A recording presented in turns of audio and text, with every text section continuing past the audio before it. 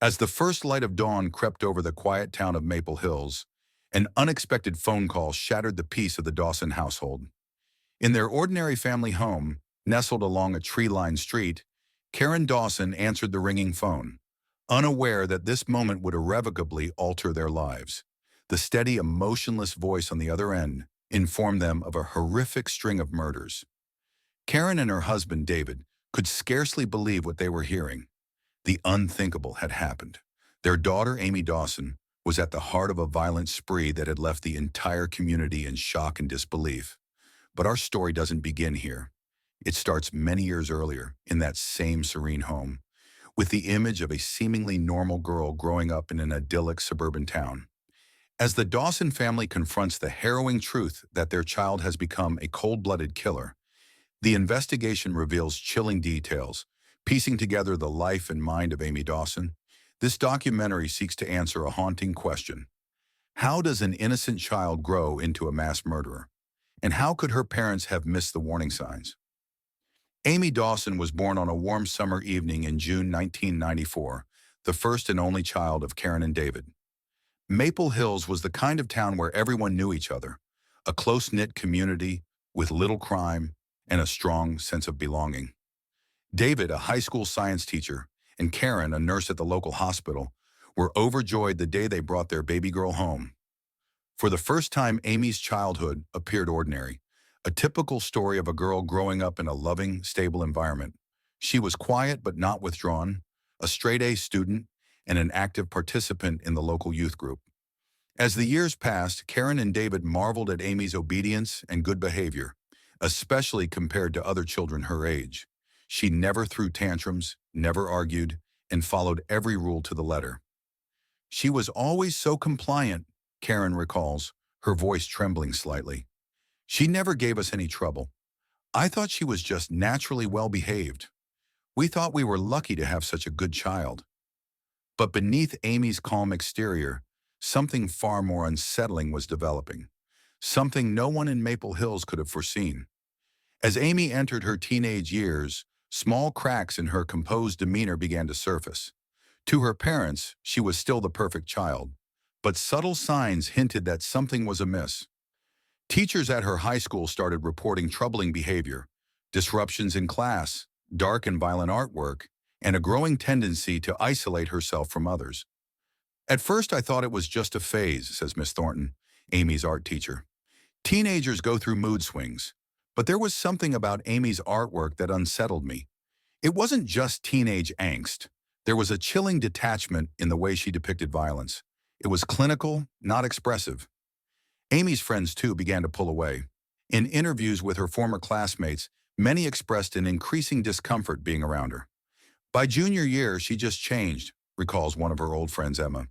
It was like she stopped caring about anyone or anything. She had this habit of staring at you, just staring, like she was watching and waiting for something to happen. Despite these warning signs, Amy's parents dismissed the concerns.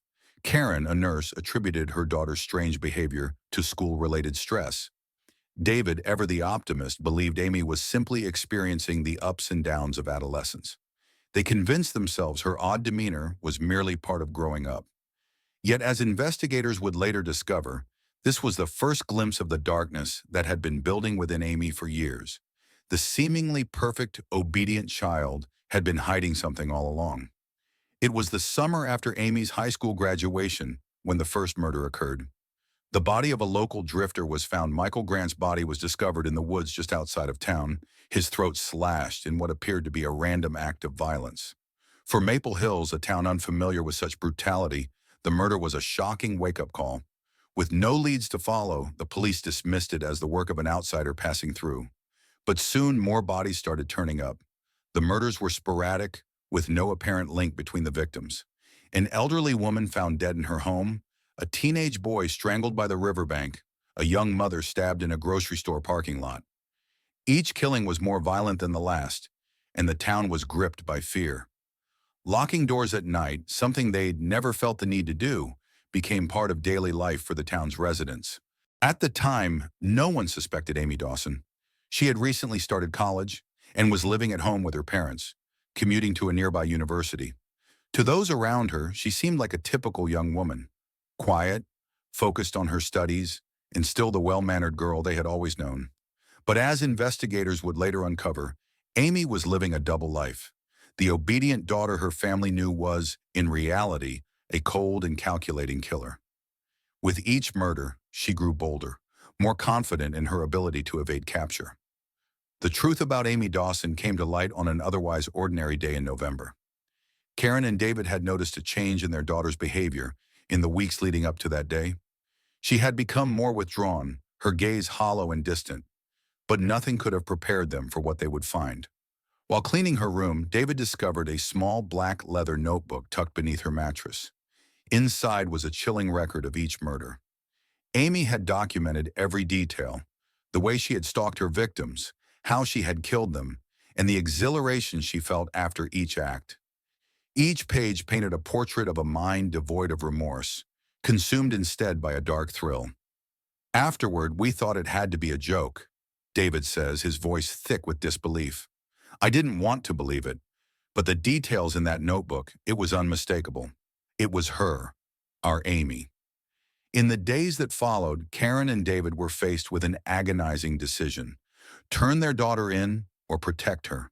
It was an impossible choice. But as more bodies surfaced and the community's fear intensified, the Dawsons realized they could no longer ignore the truth. The night they called the police was the hardest night of their lives. Karen wept uncontrollably while David, his hands shaking, dialed the number and gave their address. When the police arrived to arrest Amy, she didn't resist. She didn't cry or plead.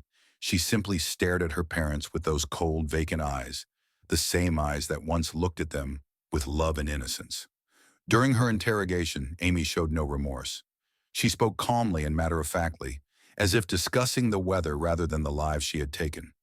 Investigators were shocked by her complete lack of empathy. She expressed no guilt, no shame, only a detached curiosity about the extent of her capabilities. She was unlike anyone I've ever interrogated, recalls Detective Harris, the lead investigator on the case. Most people show some kind of emotion, fear, anger, regret. But Amy, she was empty. It was chilling. In her confession, Amy revealed that her fantasies about killing had begun at a young age. She described the intoxicating sense of power she felt with each life she took, a feeling that made her feel invincible.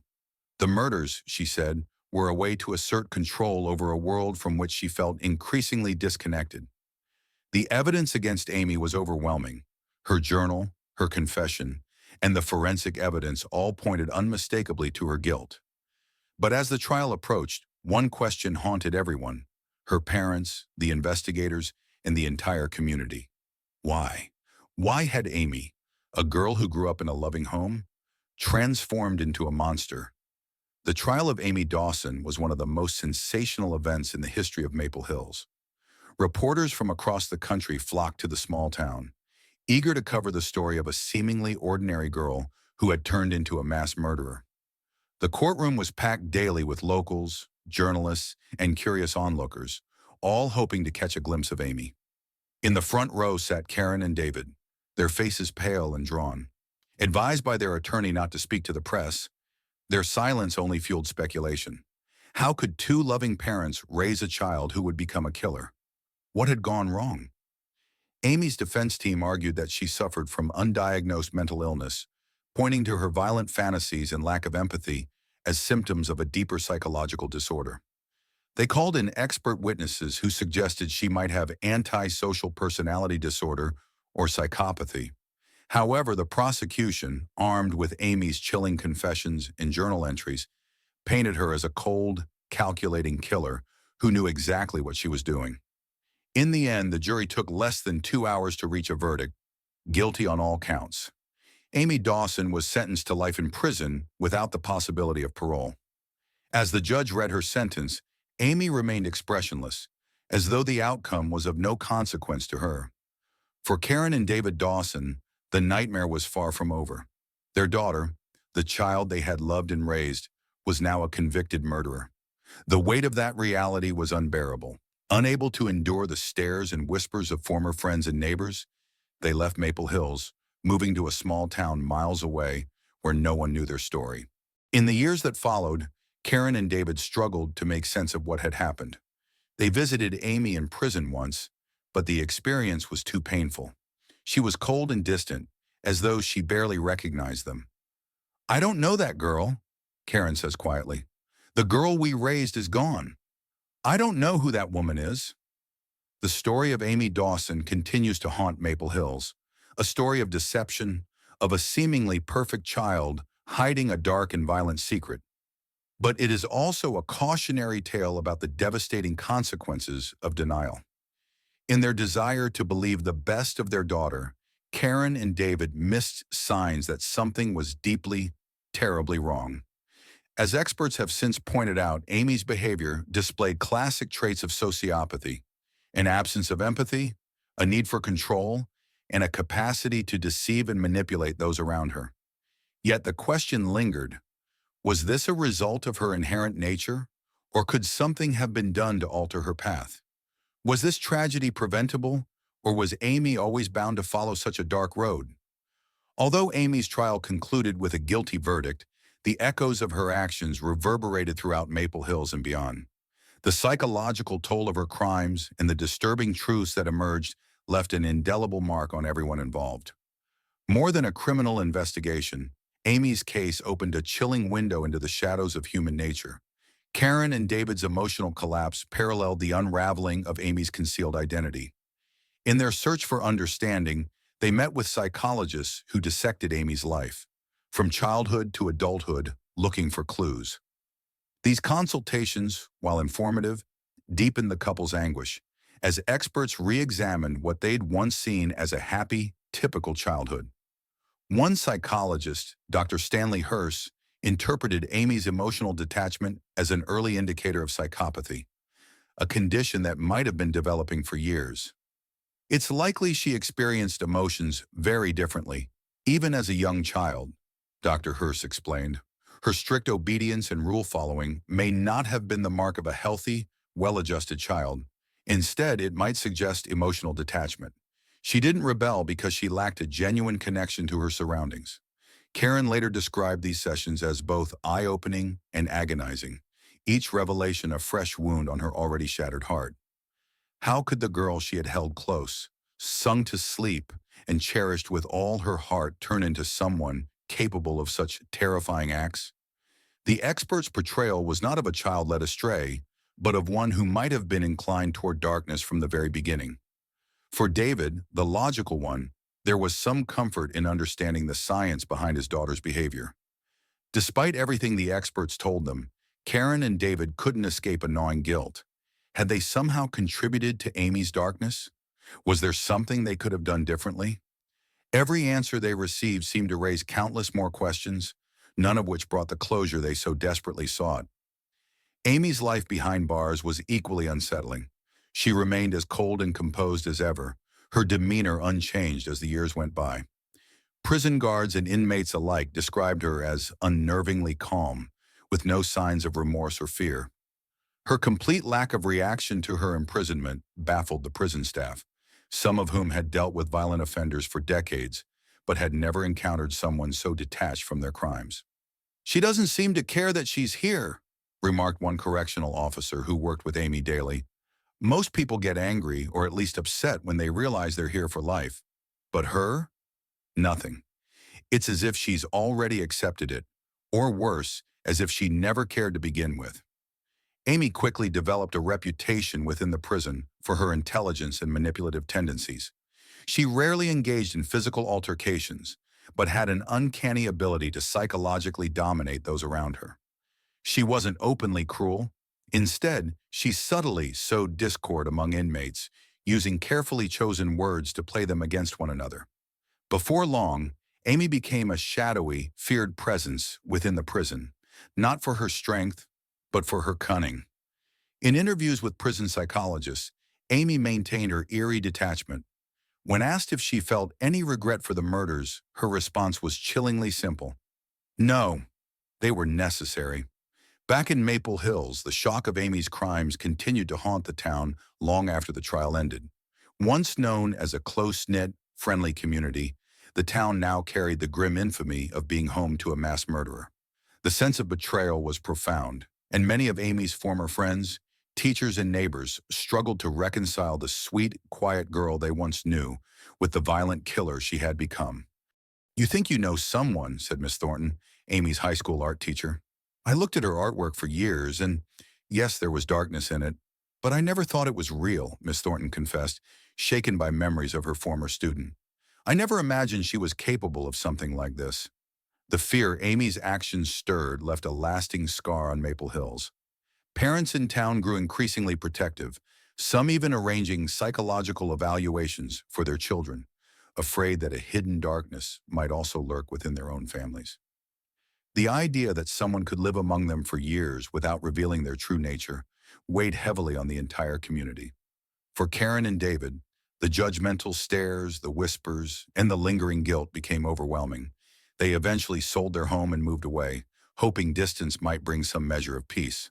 Although the relocation couldn't erase the memories, it allowed them a chance to start over, even if starting over meant carrying an invisible burden that few could truly understand.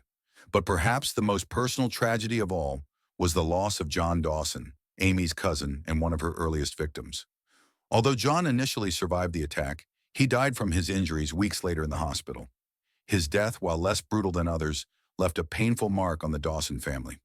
For Karen and David, John's passing was an irreparable loss that tore their family even further apart. John's parents, David's brother and sister-in-law, could barely stand to see them after the trial, burdened with the knowledge that their niece had taken their son's life. Family gatherings, once filled with warmth and laughter, were now tainted by grief and silence. That was the hardest part, David later reflected. Losing John, all those lives she took, they all matter, and I don't want to minimize any of them. But John, he was family, our blood, and Amy took him from us. Amy Dawson's case sparked heated debates nationwide. Many questioned whether justice had truly been served. Her chilling lack of remorse and the calculated nature of her crimes left some wondering if life imprisonment was truly sufficient. Should someone so cold, so unrepentant, face a harsher punishment?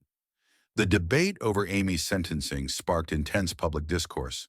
Some felt that her lack of remorse and chillingly calculated actions warranted the death penalty, while others argued that her mental state should have played a larger role in her sentencing. Was Amy fully in control of her actions, or was she a product of a deeply disturbed mind? Legal scholars and psychologists examined the case, highlighting it as an example of the complexities within the criminal justice system, where the lines between punishment and rehabilitation blur. Could someone like Amy be rehabilitated, or was she beyond saving? Was her emotional detachment treatable, or was she simply born different? Although her life sentence remained unchanged, the questions surrounding her case lingered in legal and psychological circles, turning Amy Dawson into a case study and leaving an indelible mark on her community and the country. Karen and David's lives would never return to the way they once were. The guilt of raising a killer weighed heavily on them, despite assurances from psychologists that Amy's behavior was likely beyond their influence. They found some solace in their new home, in fresh routines, and in each other. Yet the void left by Amy's crimes, John's death, and the loss of their family's innocence would never truly heal. "We visit her sometimes," Karen admitted in a final interview. "But it's hard. She's not the same person. Or maybe she is, and we just never really knew her. I don't know which is worse." David, quieter but bearing the weight of a man forever changed, reflected, "You do what you can to move on, but there's no moving on from this. Not really."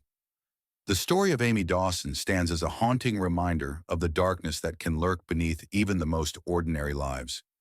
It's a story that raises more questions than it answers, a story of nature versus nurture, of guilt and innocence, love and betrayal. For Karen, David, and the town of Maple Hills, it is a story they will carry for the rest of their lives. In the end, it's not just about a girl who became a killer, it's about the fragility of trust, the unpredictability of human nature, and the tragic consequences of looking the other way. The Dawsons' lives, once filled with love and laughter, are now marked by silence and loss. A family torn apart by the darkness that had silently grown within their own home. For the people of Maple Hills, The scars of Amy's crimes may never fully heal. They will forever wonder if there was something they could have done, some sign they could have recognized. But the truth is, some monsters can't be stopped. Some are born, not made, and their true nature is revealed only when the damage is beyond repair. This has been another episode of Shadowed Secrets, where we delve into the darkest corners of the human mind and the crimes that shock the world. Remember to subscribe and click the notification bell to stay updated on all our latest episodes. Until next time, stay safe and hold your loved ones close. Do not ignore behavioral changes. In the story, Amy displayed early signs of troubling behavior that went largely unnoticed or was dismissed by those around her. Her violent artwork, increasing isolation, and cold detachment from others were all indications of her internal struggles. However, her parents and teachers initially brushed off these signs, attributing them to common teenage phases or school stress. This lesson emphasizes that certain behavioral changes, especially in young people, should be carefully observed and addressed. When someone shows uncharacteristic aggression, withdrawal, or a fascination with violence, it's crucial for families, friends, and teachers to take these signs seriously and seek help if necessary. Ignoring or rationalizing these behaviors can lead to worse outcomes, as underlying issues may escalate without intervention. Application in real life. Understanding this lesson can apply to our lives by being more vigilant about mental health and behavioral changes in those around us. When signs of distress or disturbing behavior appear, especially over an extended period, it's often better to consult with a mental health professional to evaluate and address the root causes. Whether it's within a family, school, or community setting, early awareness and action can potentially steer a person back toward a healthier path too. Denial can be dangerous. In the story, Amy's parents, Karen and David, clung to the belief that their daughter was just going through normal phases. Despite unsettling reports from her teachers and peers, they dismissed her behavior as a result of typical adolescent struggles, such as stress or moodiness. This denial prevented them from addressing the deeper issues Amy was facing, ultimately allowing her dangerous tendencies to develop unchecked. This lesson highlights that denial, especially when it comes to loved ones, can be a powerful but harmful force. Refusing to acknowledge a problem won't make it go away. In fact, it often exacerbates the situation. Accepting difficult truths is a crucial step toward finding solutions, even if it's painful or uncomfortable. Application in real life. In real life, this lesson teaches us to face troubling realities head-on, especially in situations involving family or friends. Denial might initially feel protective, but it prevents proactive steps that could make a positive difference. Seeking help, having open conversations, and being willing to acknowledge uncomfortable truths are essential actions that can help address problems before they worsen. Recognizing and overcoming denial can be a significant first step in supporting mental well-being and safety within a family or community.